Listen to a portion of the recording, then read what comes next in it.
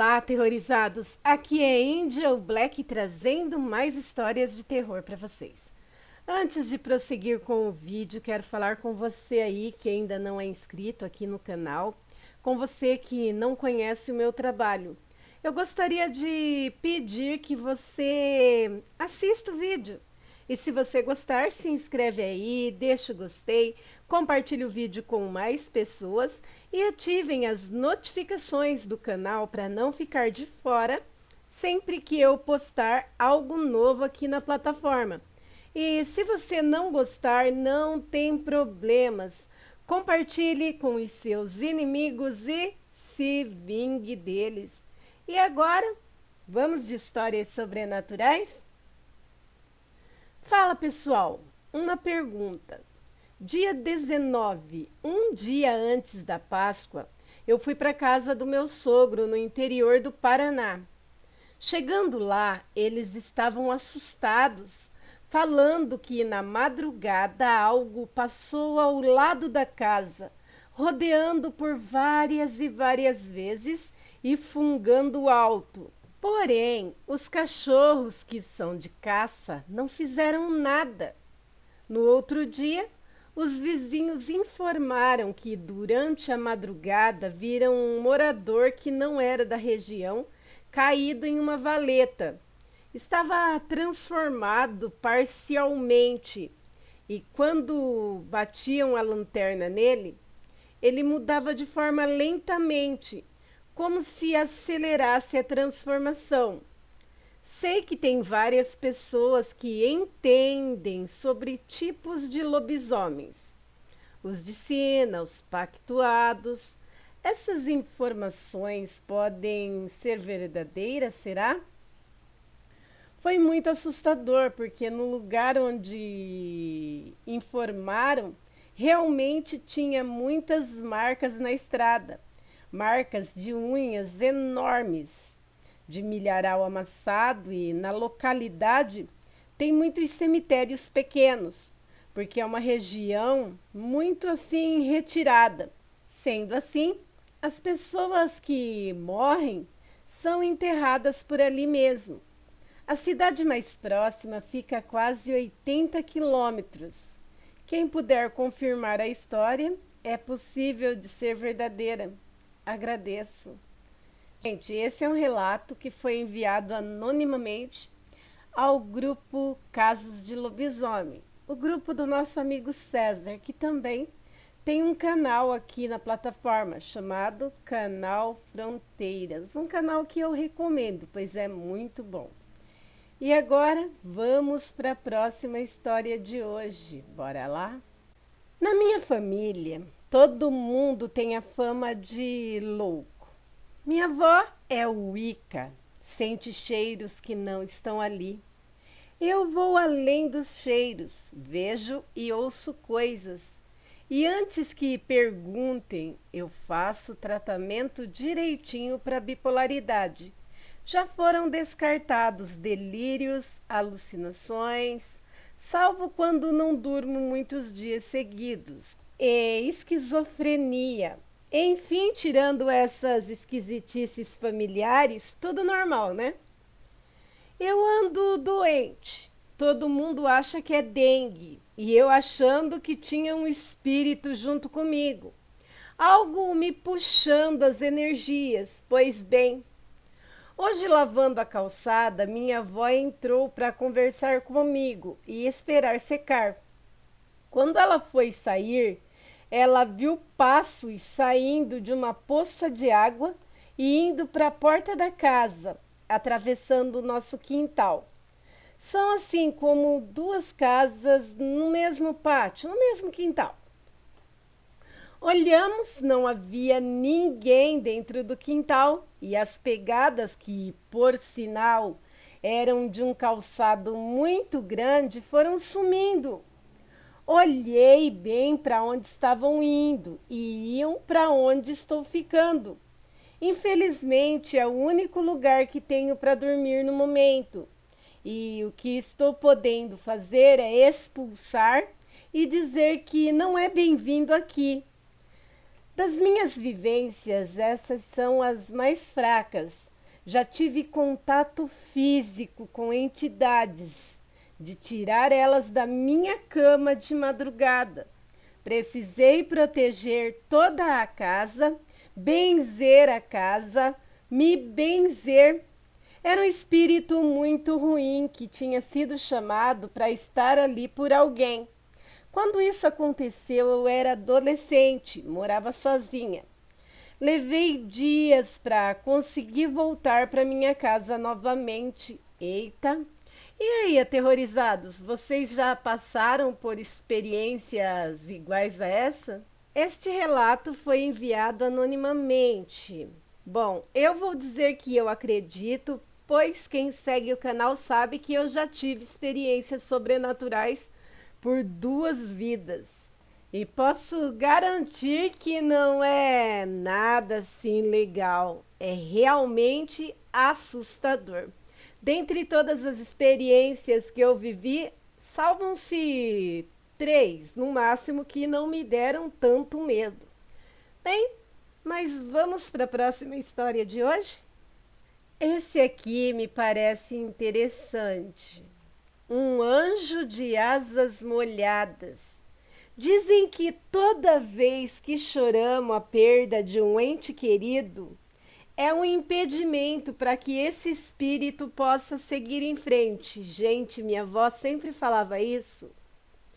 Voltando aqui o relato.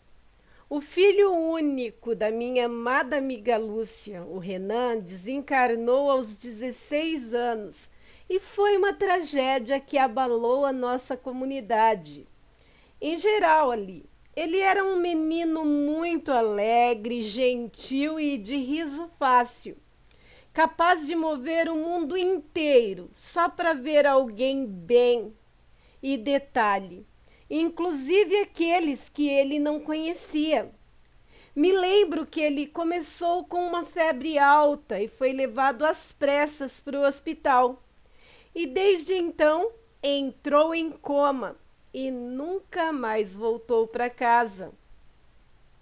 Isso acabou com Lúcia. Ela chorava dia e noite inconformada. Ela se fechou em um mundo particular. Dizia que a vida não tinha mais sentido, a não ser ela esperar o dia em que finalmente iria reencontrar o seu filho querido.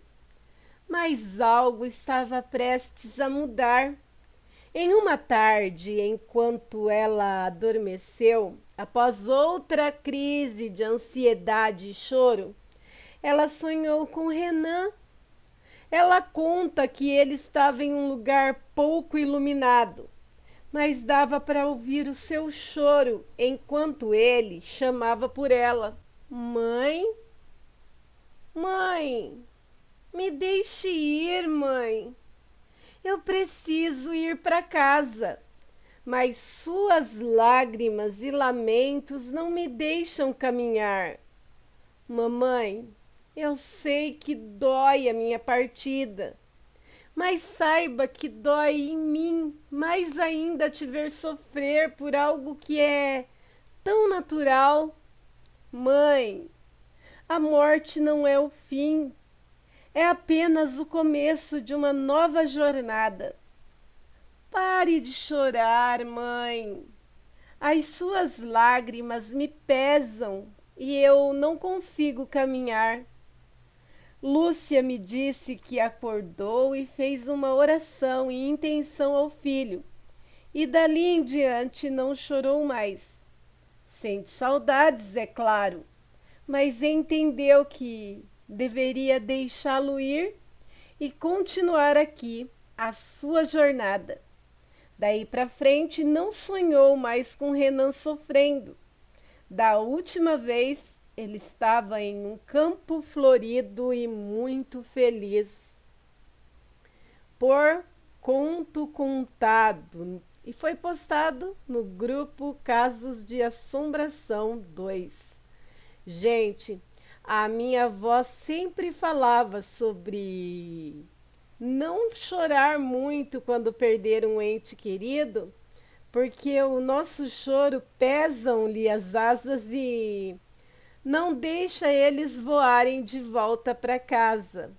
E eu ouvi isso há tanto tempo da boca da minha avó. Foi quando eu tive assim a primeira perda que realmente marcou a minha vida.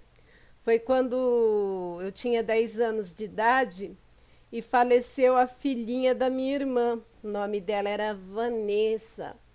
E tinha muita gente sofrendo, minha mãe, a minha irmã, né, que tinha 15 ou 16 anos na época e tinha perdido sua primeira filhinha. E eu lembro da minha avó dando esses conselhos, que não podia ficar chorando muito, que impediria o anjinho de alçar voo de volta para casa. E aí, vocês já ouviram algo parecido? Conhecem histórias assim? Se sim, enviem para o e-mail do canal que está na descrição do vídeo e deixem aí suas opiniões nos comentários. E agora vamos para mais uma história? Era para ser só um final de semana tranquilo no interior. A casa era antiga, daquelas herdadas de algum parente distante que ninguém lembrava direito. Minha mãe disse que precisava dar uma olhada no lugar antes de vender. Me ofereci para ir por ela, um fim de semana sem barulho, sem redes sociais, só eu, um livro e o silêncio. Perfeito. Só não me avisaram sobre o quarto do fundo. A casa tinha aquele cheiro de madeira molhada e mofo antigo. As janelas eram pequenas e os móveis estavam cobertos com lençóis encardidos. Dei uma volta, conferi tudo, exceto uma porta, a única porta trancada. No chaveiro tinha uma etiqueta como não abrir, algo assim.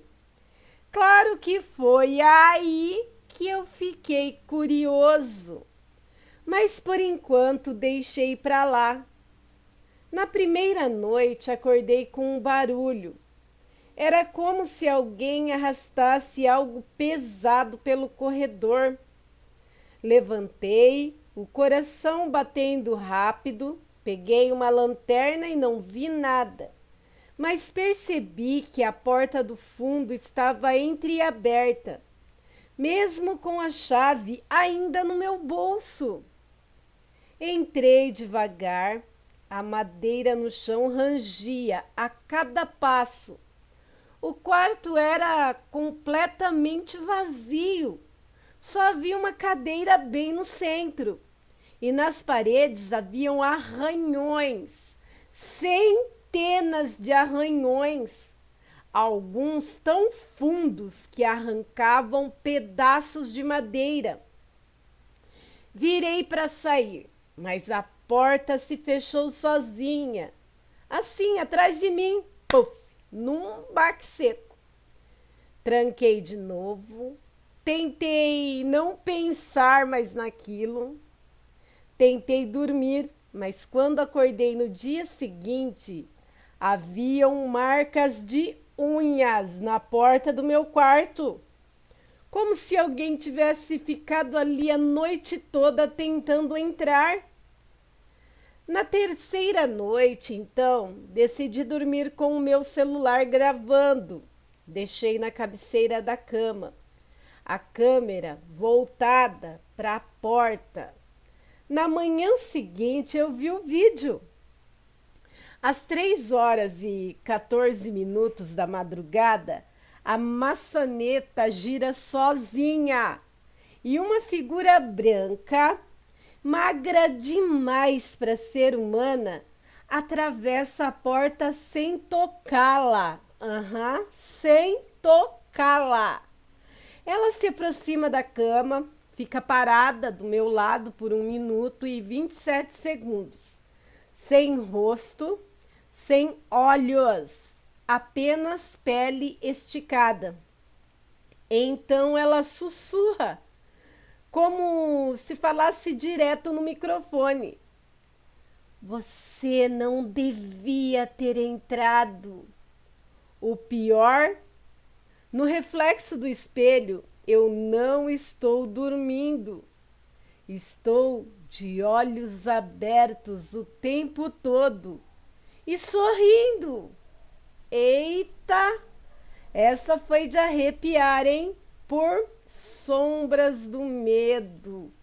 O que seria essa criatura, hein, aterrorizados? Quem tiver alguma ideia e quiser postar aí nos comentários, eu ficarei muito grata. Só sei que deu um arrepiozinho na espinha. Você já se imaginou nessa situação? Eu, hein? Bora para mais uma história?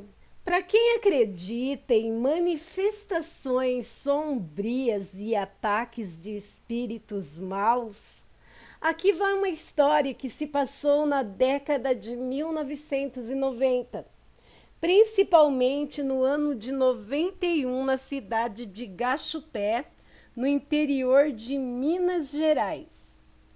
Essa história ocorreu no final do carnaval daquele ano, de terça para quarta-feira de cinzas. Naquele ano, eu apenas com 16 anos de idade trabalhava como garçom nos finais de semana, na sorveteria da Dirce, que ficava no centro da cidade, bem em frente ao Coreto.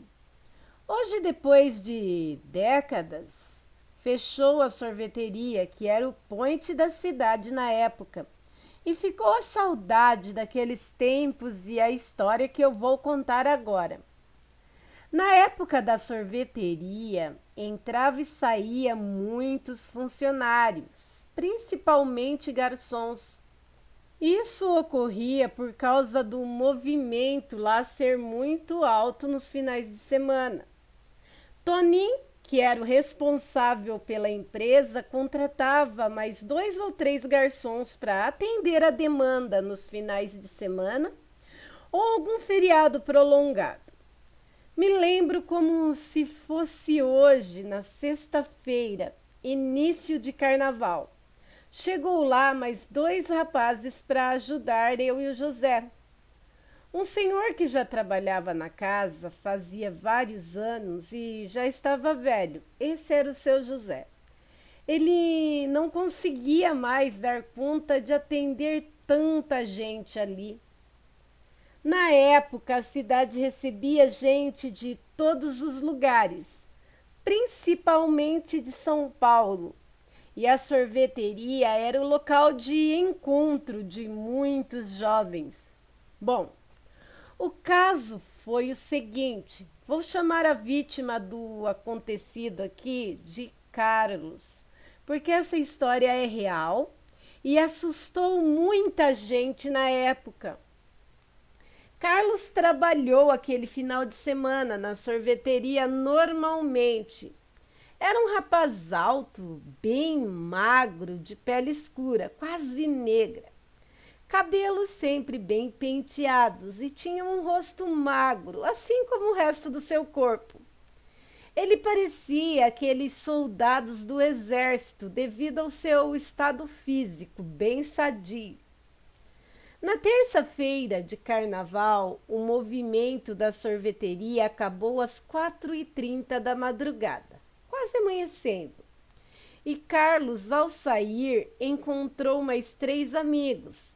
E depois de algumas cervejas lá no Cuca Fresca, uma lanchonete que ficava também no centro da cidade, resolveram ir embora. Naquela época, poucas pessoas possuíam carros e a vida da maioria era andar a pé. Carlos e os amigos moravam no Jardim Planalto. Estou conhecendo a cidade aqui, gente. Acho que eu já morei lá.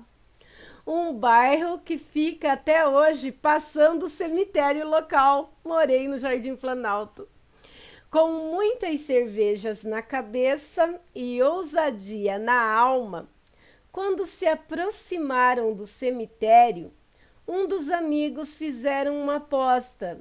Isso já eram quase 6 horas da manhã e o céu já estava se abrindo. A aposta foi o seguinte: quem pulasse o muro do cemitério e trouxesse uma flor de algum túmulo ganharia o direito de ficar com uma garota de programa. Carlos, que não tinha medo de nada e era o mais corajoso do grupo, disse que faria sem medo, que ganharia aquela aposta. Porém, os amigos disseram que precisavam ver se o que ele iria fazer era verdade, se realmente pegaria flor em algum túmulo, como fora o combinado. Para isso, desceram a rua rente ao cemitério. No meio da rua tinha um portão pequeno que dava acesso ao cemitério. O portão era usado por alguns funcionários e dali dava para ver tudo dentro do lugar. Carlos subiu nas costas de um dos amigos e, quando bateu a mão no muro, algo do lado de dentro o puxou com força, jogando mesmo em cima de alguns túmulos que ficavam bem perto. No mesmo instante, algo se apoderou do seu corpo, fazendo-o tremer e a dizer palavras desconexas. Assim relataram os amigos que estavam pelo lado de fora, vendo tudo pelo portão. Ele começou a tremer e a falar coisas estranhas, uma língua que nós não entendíamos. De repente, ele se levantou. Tinha os olhos vermelhos e começou a quebrar os túmulos que estavam em sua volta. Carlos quebrou 3 túmulos e arrancou para fora, ai que nojo, pedaços, restos mortais, deixa eu tirar um pouco o terror aqui, e começou a comer. Não satisfeito, pulou o muro de volta, correndo na captura dos amigos. Pegou 2 deles e os espancou quase até a morte, deixando os mesmos desacordados no chão. Gente do céu! Depois de agredir os amigos do lado de baixo do cemitério, tinha um terreno baldio, onde se encontrava um cachorro morto. Ele ficou de 4, como se fosse um bicho, e comeu partes do animal. Chamaram a polícia e, quando chegou a viatura, ele desceu a rua correndo para nunca mais ser visto. Essa história nunca saiu dos meus pensamentos. Sempre fiquei intrigado com o que tinha acontecido com aquele rapaz naquela manhã de carnaval, quando foi atacado por algum espírito mau, sabe? Quando desafiou as portas do além-túmulo. Depois de anos, descobriu o que tinha acontecido. Os cemitérios são lugares sagrados que, quando morremos, o nosso corpo fica ali para sua última morada. E num cemitério chega a todo tipo de almas, tanto as boas como as más. Apenas o corpo que é tragado pela terra, mas o espírito permanece vivo.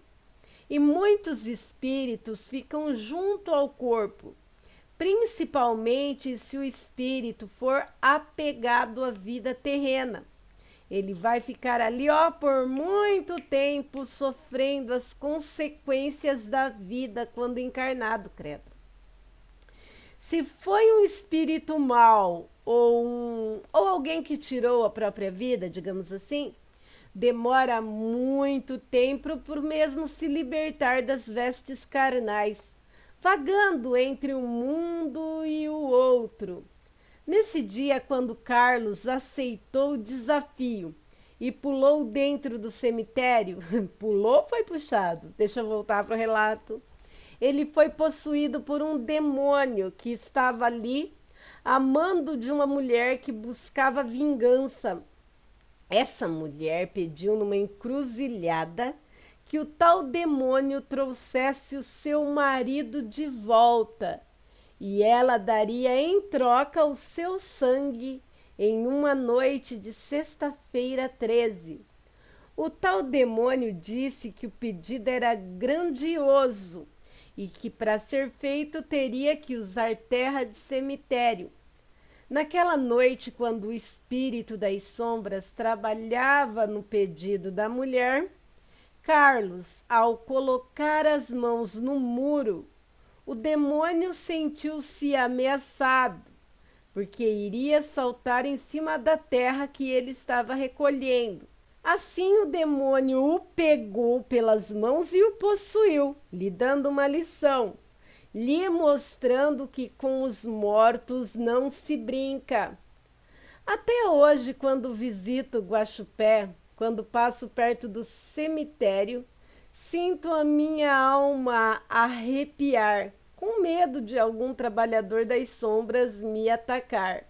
Por MV. Esse relato foi postado aqui por EM, no grupo Casos de Assombração. Edson Marinho, que é administrador do grupo, o demônio do cemitério de Guaxupé. Gente do céu! Eu conheço a cidade, é claro que eu não vou deixar aqui o nome da cidade. Morei nessa cidade, mas quando eu mudei para lá, eu acho que o ano já era 1993, 1994, e acho que já tinha ouvido algo parecido, pois eu e o meu namorado da época, a gente ia beber no cemitério, coisas de adolescente. Eu tinha meus 14 anos na época. E como de menor não podia beber, então a gente pegava cigarro e bebida e ia beber no cemitério, em bandinho. Olha só, a gente vivia indo nesse cemitério. Olha do que a gente escapou.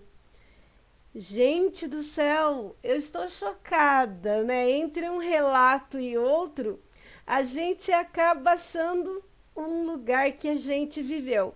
Lembrando que a cidade em questão, que o nome eu não vou dizer, há muitas histórias sobrenaturais.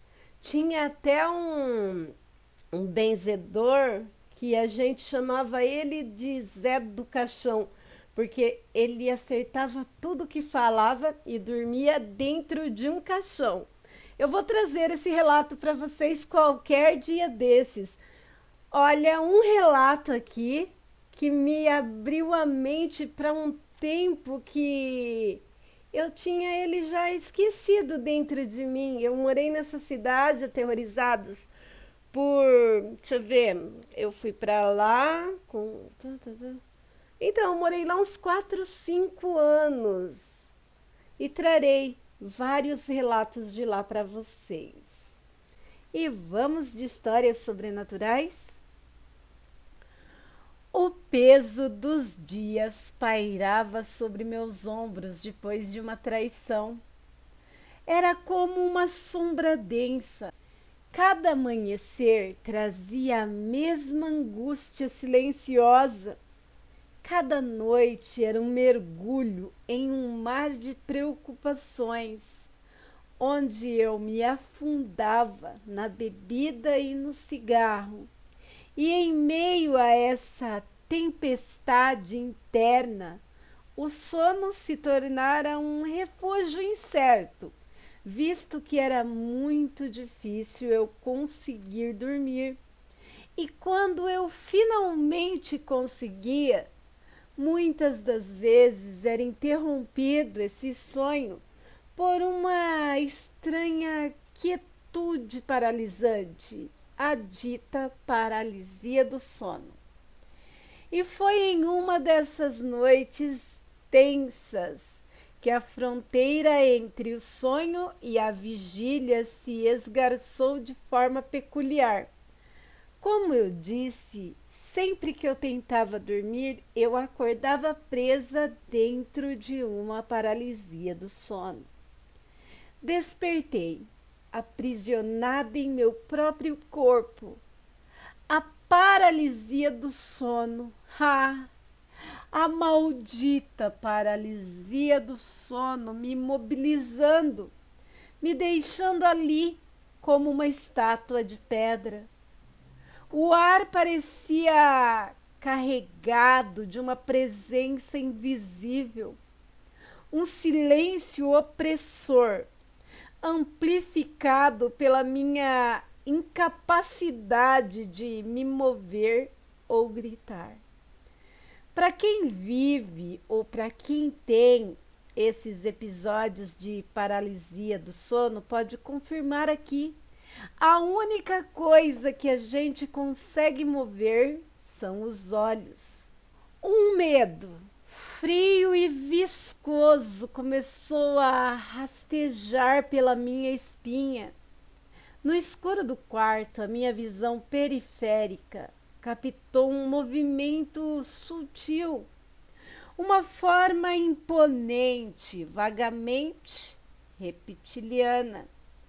Parecia se materializar nas sombras. Meu coração acelerou, um tambor frenético ecoando no meu peito, ali preso. A criatura era grande, com contornos que lembravam as imagens de draconianos que habitavam minha mente. O pavor lutava contra uma estranha curiosidade.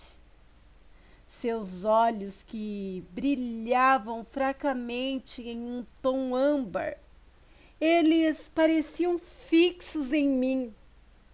Eu senti muito medo, mas hoje posso sentir que não havia ameaça naqueles olhos. Isso para minha surpresa. Em vez disso, emanavam uma aura de calma inesperada.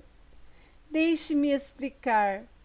O ser não parecia estar ali para me agredir, para me atacar, para me eliminar. Não.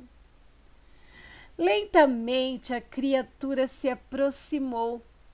Eu permaneci imóvel, refém do meu próprio corpo, observando cada movimento, lento e deliberado.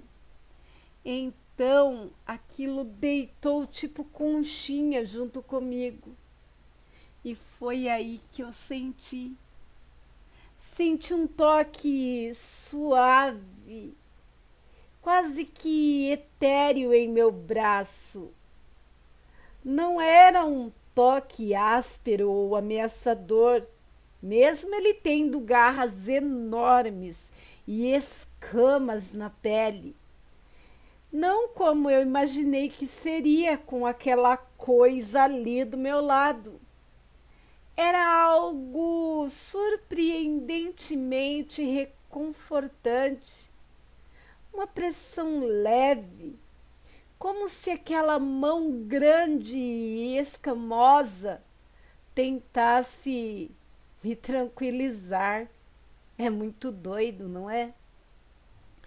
Naquele momento estranho e paradoxal, em meio ao terror da paralisia do sono e a visão de uma criatura, digamos, fantástica, em meio ao terror que eu estava sentindo, terror mesmo, eu senti algo que eu não pude controlar.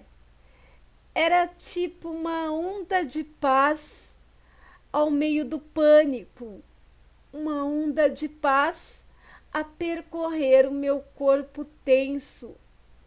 A presença que inicialmente parecia ser ameaçadora, agora transmitia aquela sensação de proteção, de compreensão silenciosa da minha angústia, mas eu estava morrendo de medo. Consigo ver agora, depois que o tempo passou, que aquilo não queria me machucar. Mas mesmo ali, em meio às sensações de pânico, veio uma sensação de paz. É confuso explicar. Mas de repente, assim como veio, a sensação daquele toque se dissipou. A figura começou a se esvanecer nas sombras e, gradualmente, o controle do meu corpo retornou.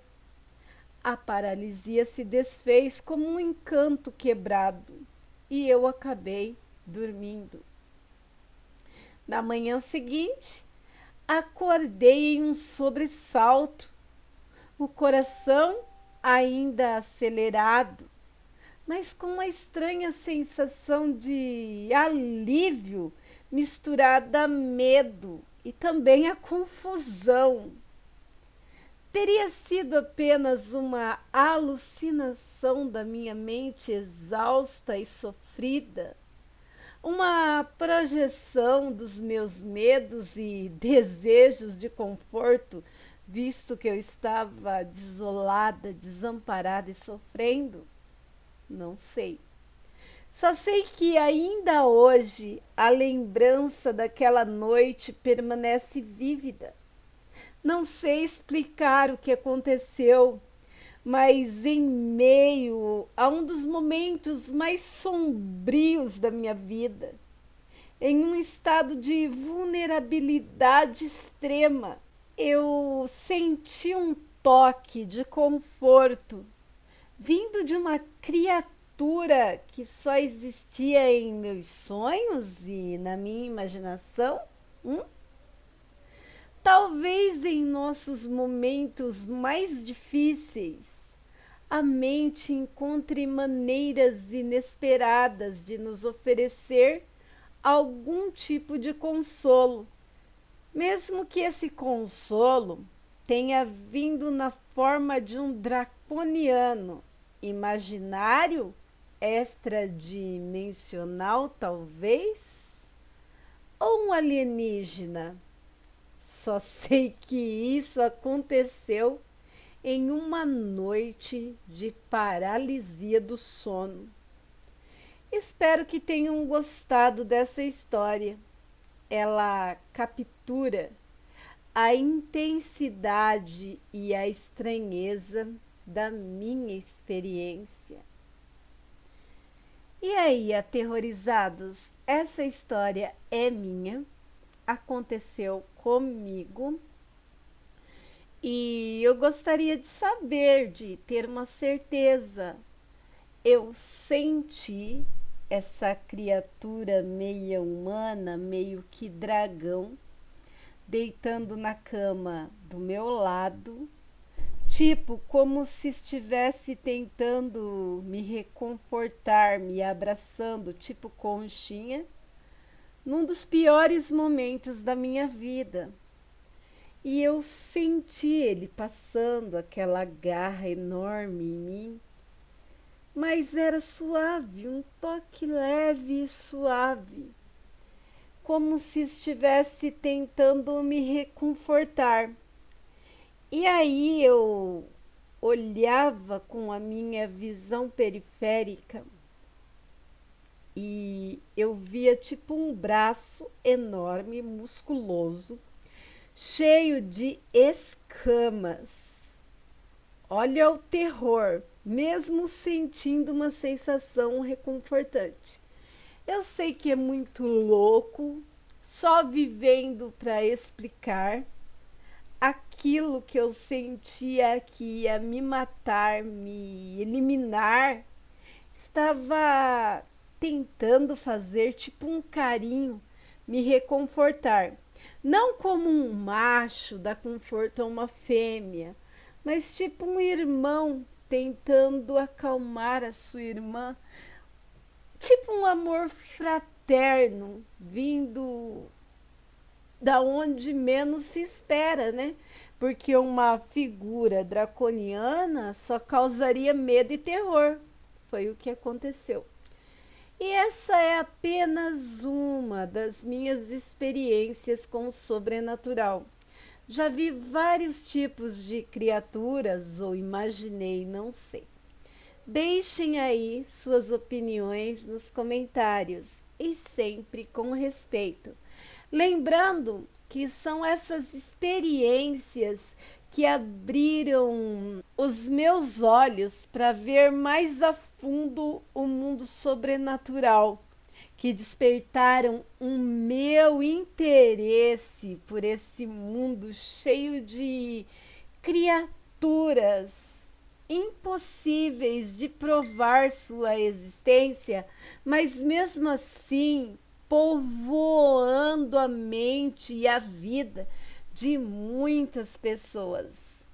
Eu não tive o prazer ou o desprazer ainda de ver um licantropo, um lobisomem, mas tenho certeza, se não for fruto da minha imaginação, que eu já vi draconianos, já vi anjos, alienígenas, criaturas impossíveis de decifrar. Aos poucos vou trazendo aqui para vocês as minhas experiências para ficar em meio às experiências de vocês.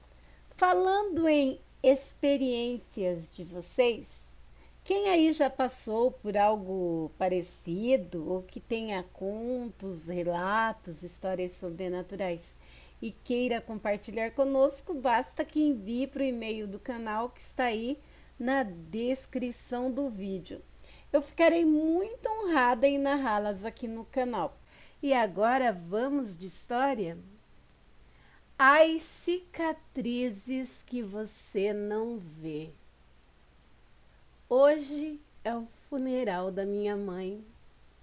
Uma mulher exemplar, dizem eles. Uma mãe dedicada, uma esposa perfeita. Uma senhora que todos admiravam. Estou aqui, vestida de preto, assistindo-a a ser enterrada sob um céu que, ironicamente, parece chorar mais do que eu. Os vizinhos choram, minhas tias choram, amigos choram. Eu só aperto os punhos com tanta força que as unhas enterram na palma de minha mão. Lembro-me de cada cicatriz escondida nas minhas costas, cada palavra venenosa que me cuspia à noite quando ninguém mais olhava, cada tapa coberto com um sorriso para a visita, cada abraço falso diante das câmeras, cada carinho calculado para não deixar pegadas visíveis.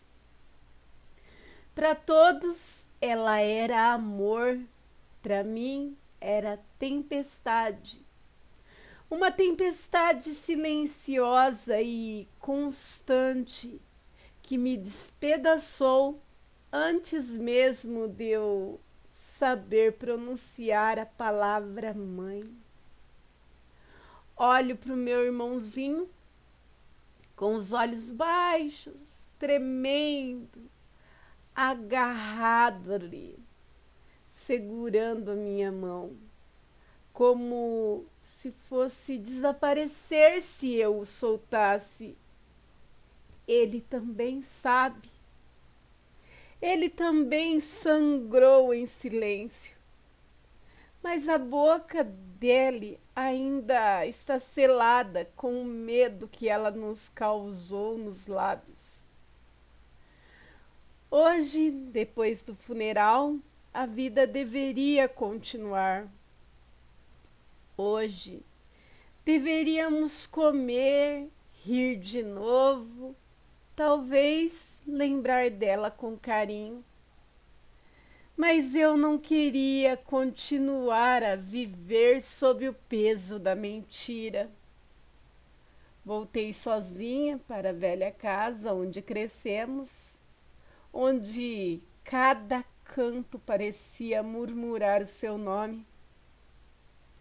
As paredes ainda estavam lá, testemunhas mudas de cada grito, de cada noite fechada no escuro por horas, punida pro meu próprio bem. A cozinha ainda tinha cheiro de limão, aquele maldito cheiro que eu usava para limpar as feridas e apagar as marcas, fingir que nada acontecia. Subi para o sótão, as tábuas rangiam sob meus pés como sons de um passado que se recusava a morrer. Foi aí que encontrei as cartas que escrevi, escondida entre as vigas, carta onde eu rogava a Deus para que ele me levasse, para que acabasse com tudo. Cartas, cartas escritas com mãos trêmulas, lágrimas manchando o papel. Encontrei a velha correia de couro que ela usava para nos educar. Para nos educar.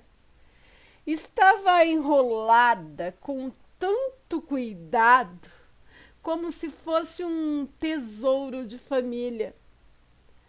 Peguei-a nas minhas mãos, senti-a ainda viva, pulsando como se a dor pudesse ser impregnada nos objetos. Olhei para ela durante muito tempo e então eu sorri. Um sorriso cheio de raiva e liberdade, porque eu já não tinha mais medo. Desci correndo como antes, quando queria fugir dos gritos dela. Mas dessa vez não era para me esconder. Dessa vez foi para acabar com tudo. Empilhei as fotos, os retratos sorridentes onde ela fingia ser a mãe perfeita. Coloquei as cartas, os cassetes dos concursos que ganhei. Ganhei à base de gritos. Os diplomas pendurados como troféus de uma vida quebrada. Eu apeei fogo. As chamas devoraram tudo, enquanto a fumaça enchia a casa que outrora foi a minha prisão. As cinzas voaram como penas pretas, carregando consigo cada mentira que um dia nos forçaram a acreditar. Enquanto eu via tudo arder, enquanto eu sentia um calor arder em meu rosto, murmurei: agora sim, mãe, descanse em paz. E eu finalmente estou viva. Finalmente, sem correntes invisíveis, sem feridas escondidas e sem medo. Pela primeira vez eu respiro e eu juro que nunca mais vou me calar.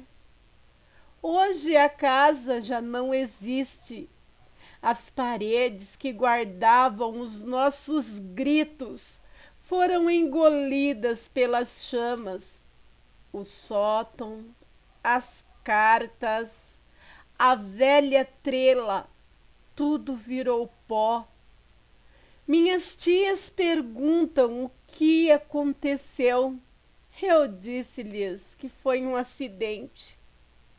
Olharam para mim com pena, com um tipo de pena hipócrita que só se tem para com aqueles que já não podem se defender.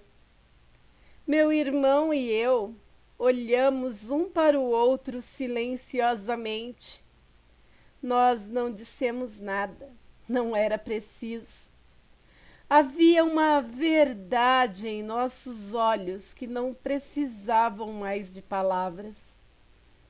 Às vezes, à noite, eu acordo suando, pensando que ouço a sua voz gritando comigo de algum canto da minha mente. Mas então, eu respiro fundo, toco a cicatriz que ainda vive nas minhas costas e lembro-me que ela não pode mais me tocar. A vida continua, mais lenta, mais desastrada, como um pássaro ferido, aprendendo a voar de novo, mas continua. Agora, cada passo que dou, eu dou por mim. Cada gargalhada, cada lágrima livre, cada novo amanhecer sem medo. É a minha maneira de vencê-la, de lembrar ao mundo e a mim mesma que há cicatrizes que não se veem, mas que também se curam. Um dia, quando eu estiver pronta, contarei a verdade. Não para me vingar, não para sujar a memória dela para aqueles que a adoravam, mas para me libertar completamente, porque eu mereço viver sem a sua sombra, porque eu mereço existir sem medo, porque as cinzas que explodiram naquela tarde não era só dela, eram as minhas também.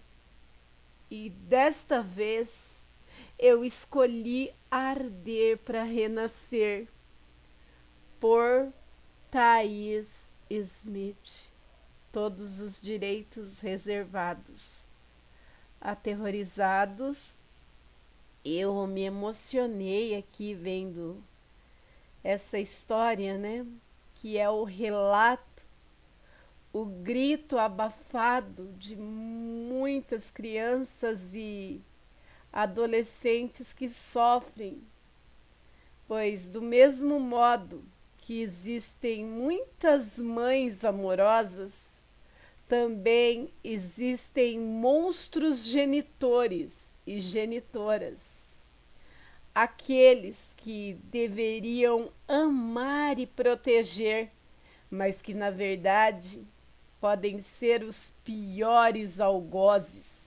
Aquele algoz que todos acham que está ali por você, para cuidar de você, para te proteger, mas que quando as cortinas se baixam, quando as luzes se apagam, são aqueles que destroem não apenas o seu corpo físico, mas destroem a sua alma, o seu psicológico, que muitas vezes deixam dores terríveis por muito tempo. Essa é a história de muitas crianças, de muitos adolescentes. Desculpem por eu estar talvez sendo redundante, mas nem tudo que reluz é ouro. Tem que dar os parabéns para as mães de verdade, para os pais de verdade que ainda existem e que amam os seus filhos e que são sim a maioria. Mas quando você presumir que alguma criança não está segura no seio de sua família, que é difícil ver, né? Pois esse tipo de algoz, ele finge muito bem, ele envolve os vizinhos, os familiares em suas mentiras. E quando alguém talvez consiga enxergar, já pode ser tarde demais. Parece não ter nada de sobrenatural aqui, mas o sofrimento causado por esse tipo de algoz é pior do que qualquer sofrimento incutido por medo do desconhecido. Pois imagina você ter que temer o conhecido, quem deveria te proteger, o local aonde você deveria estar seguro ser a masmorra de sua tortura. Eu acho que não há terror, não há dor que supere essa. É o pior pesadelo da vida real que alguém pode ter. Vamos para a próxima de hoje, aterrorizados. Os antigos costumam dizer que quando alguém está prestes a morrer, de alguma forma essa pessoa avisa, seja lá qual for a forma de manifestação. Meu tio teve a vida ceifada durante a famosa festa da Portuguesa em São Paulo.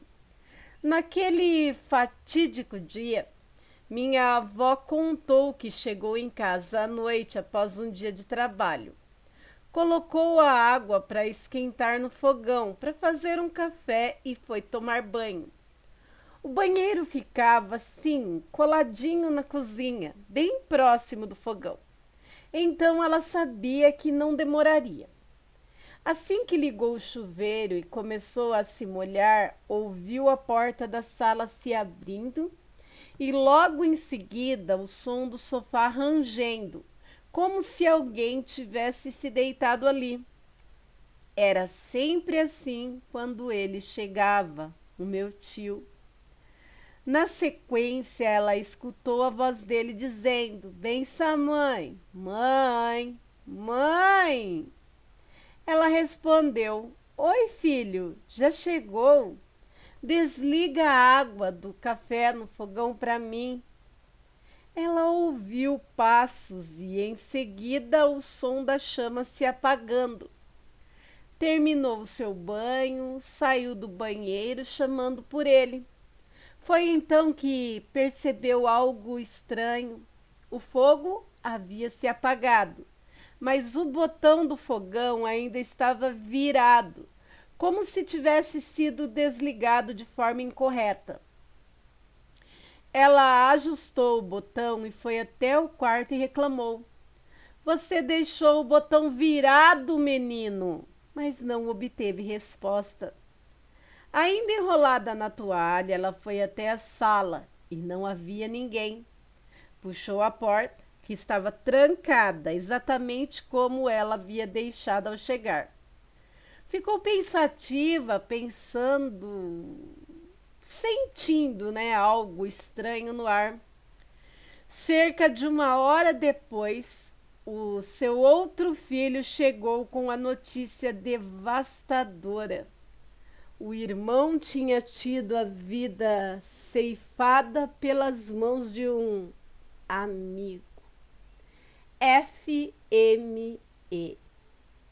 Relato postado no grupo Contos da Escuridão por Cláudia Ferrari. Gente do céu, hoje o canal tá que tá, né? Uma mãe, digamos aqui, narcisista, no primeiro relato. Digo narcisista, assim, por achar as atitudes da mulher narcisista, né? Pois não estou aqui para diagnosticar ninguém. E um amigo, né? Que ceifou a vida do outro neste outro relato. Quando a mãe, agora digo mãe mesmo, as que amam seus filhos, pedem para eles terem cuidado com certas amizades, é porque nós, como mães, sabemos que nem todo aquele que te chama de amigo, que te arrasta para vários rolês, na verdade são amigos de verdade. Pode se tratar de algozes disfarçados de amigos. E aí, aterrorizados, o que vocês acharam das histórias de hoje? Deixem aí suas opiniões nos comentários. E se você tem uma história aterrorizante ou não, experiências com o sobrenatural, contos, enfim, e acha que mereça ser compartilhado, envie aqui para o e-mail do canal. Esse e-mail que está na descrição do vídeo. Ficarei muito honrada em narrar aqui sua história, seu conto, seu relato, enfim. E você aí que não conhecia o canal e aceitou o meu convite para vê-lo até o final, gostou? Se a resposta for sim, se inscreve aí e vai. Vem para minha alcateia você também, vem. Peço a todos que não saiam desse vídeo sem deixar o like, sem compartilhar o vídeo, deixar aí um comentário como forma de incentivo ao meu trabalho. E se quiser continuar aqui comigo, basta ativar as notificações do canal. Aí sempre que eu postar algo novo aqui na plataforma, de pronto você vai ser notificado. Quero agradecer a todos que de alguma maneira me ajudam e muito desde a criação até a divulgação do meu trabalho. E principalmente quero agradecer a cada um de vocês aterrorizados por fazerem parte dessa caminhada maravilhosa e mágica que é estar aqui com vocês todos os dias no YouTube. Também quero pedir para você que, se por acaso aparecer para você a opção hypar o canal, peço que você hype. Assim o YouTube irá entender que o conteúdo do canal é relevante e vai enviar para mais pessoas. E quem puder socorrer com um super chat, um super stickers e o valeu, também será, ó, de grande ajuda. E antes de sair do vídeo, né, eu não posso deixar de falar para vocês sobre a nova ferramenta do YouTube, o YouTube Shopping. Sim, o YouTube fechou parceria com várias plataformas de vendas online. São elas Mercado Livre, Shopee, Magazine Luiza, Kabum, Época Cosméticos e Netshoes. Então, você usando o YouTube Shopping, você vai ter muitas facilidades. Além de receber o produto na sua casa, ou seja, comprar e receber sem sair do conforto do seu lar, eu também gosto, viu? Não é só você não. Você vai ter muitas facilidades. Olha, você vai ter cupons de descontos, vai ter várias promoções, ou seja, vai salvar uma graninha no fim do mês e vai ter um diferencial. Enquanto você faz as suas comprinhas, você continua ouvindo os relatos aqui da Angel, do canal. Legal, né? E como você faz isso? Eu deixo pinado no vídeo produtos de todas essas plataformas de vendas citadas anteriormente. Você pode olhar que produto que eu tenho, que eu gosto, que eu recomendo, enfim. Mas se mesmo olhando os produtos pinados você não se interessar por nada, você entra na sua plataforma preferida, vai na barra de pesquisa, digita o que você está procurando e voilá! Você já está no YouTube Shopping e vai usufruir de todas as suas facilidades. E além de salvar um dinheirinho no fim do mês, né, que é muito bom, diga-se de passagem, você ainda ajuda a criadora de conteúdo aqui, a Angelzinha. E eu fico muito agradecida. Ou seja, o YouTube Shopping é bom para mim, para você, é bom para nós todos. Então, aproveitem, aproveitem muito. Bem, meus amigos, por hoje é só. Obrigado pela presença, pela permanência e pela paciência. Fiquem com Deus e até um próximo vídeo. Tchau, tchau.